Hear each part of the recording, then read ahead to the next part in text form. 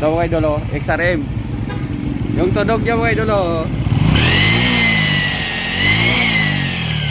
Diba, ang ingay. Kung hindi ako nagkakamali mga idol, ay yung gear sa starter mga idol, yung malaki.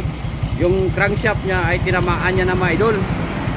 Yung stick bearing mga idol ay sinira niya yung sigunyal. Ayan, tingnan natin, buksan.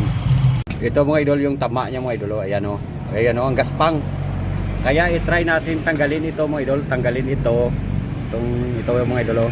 At pandarin kung meron pang tunog. So sige, balik ang mag dito. O ito na mga idol. Wala na yung maingay mga idol. Ito yung nag-cause ng ingay mga idol. Kaya abangan nyo yung diskarte mga idol, kung paano diskarte na mawala yun mga idol. Crankshaft yung may diferensya mga idol. Crankshaft may tama. Ayan, tingnan nyo yung diskarte ko kung paano ko diskarte yung mga idol, na hindi na ito makabit mga idol. Ito muna. Hindi na ito makabit. Okay. Ito na yung ginawa mga idol sa machine shop. Ginawa ng ganito mga idol para malagyan ng wheel seal.